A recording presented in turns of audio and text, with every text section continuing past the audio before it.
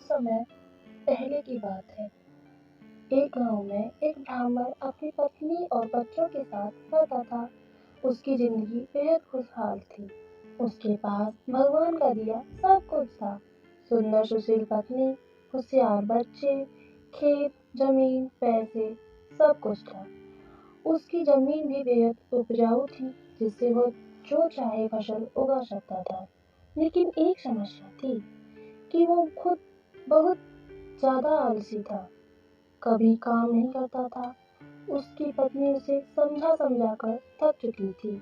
अपना काम खुद करो, खेत पर जाओ, देखो, लेकिन वह कभी काम नहीं करता था। वह कहता था, मैं कभी काम नहीं करूँगा। उसकी पत्नी उसके आलस से बहुत परेशान थी, लेकिन वह चाहकर भी कुछ नहीं कर पाती थी। एक दिन एक साधु ब्राह्मण के घर आया और ब्राह्मण ने उसका खूब सारा सत्कार किया। खुश होकर सम्मान पूर्वक उसकी सेवा की। साधु ब्राह्मण की सेवा से बेहद प्रसन्न हुआ और खुश होकर साधु ने कहा कि मैं तुम्हारे सम्मान व आदर से बेहद खुश हूँ। तुम कोई वरदान मांगो। ब्राह्मण को तो मुंह मांगी मुराद मिल गई। उसने कहा, बाबा, कोई ऐसा वरदान दो कि मुझे खुद कभी कोई काम न करना पड़े। आप मुझे कोई ऐसा आदमी दे दो जो मेरे सारे काम कर दिया करे। बाबा ने कहा, ठीक है, ऐसा ही होगा, लेकिन ध्यान रहे, तुम्हारे पास इतना काम होना चाहिए कि तुम उसे हमेशा व्यस्त रखो। यह कहकर बाबा चले गए और एक बड़ा सा राक्षसनुमा जिन प्रकट हुआ। वो कहने लगा, मालिक, मुझे कोई काम दो, मुझे काम चाहिए। ब्राह्मण उसे देखकर पहले तो थोड़ा सा डर गया और सोचने लगा। तभी जिन बोला, जल्दी काम दो, वरना मैं तुम्हें खा जाऊंगा। ब्राह्मण ने कहा, जाओ और जाकर खेत में पानी डालो। यह सुनकर जिन तुरंत गायब हो गया और ब्राह्मण ने राहत की सांस ली और अपनी पत्नी से पानी मांगकर पीने लगा। लेकिन जिन कुछ ही देर बाद वापस आ गया और बोला, सारा काम हो गया, अब और काम दो। ब्राह्मण घबरा गया और बोला कि अब तुम आराम करो, बाकी काम कल करना। जिन बोला, नहीं, मुझे काम करना चाहिए, वरना मैं तुम्हें खा जाऊंगा, मुझे काम दो। ब्राह्मण सोचने लगा और बोला, तो तुम जाकर खेत जोत लो, इसमें पूरी रात लग जाएगी। जिन गायब हो गया। आलसी ब्राह्मण सोचने लगा कि मैं तो बड़ा चतुर हूँ। वो अब खाना खाने बैठ गया। वो अपनी पत्नी से बोला, अब मुझे कोई काम नहीं करना पड़ेगा, अब तो जिंदगी भर का आराम हो गया।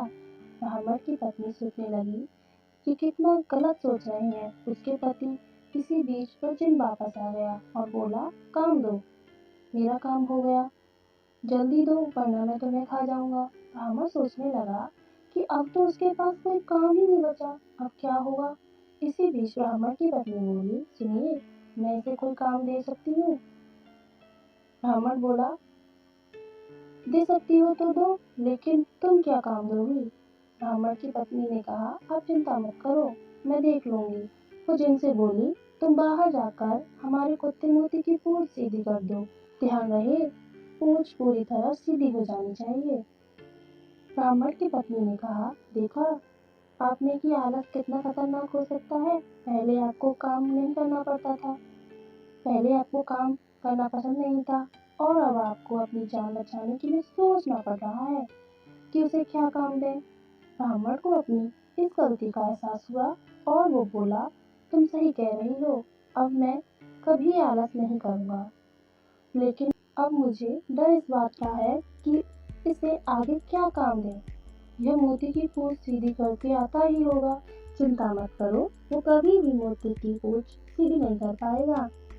वहाँ जिन लाखों कोशिशों के बाद भी मोती की पूंछ सीधी नहीं कर पाया।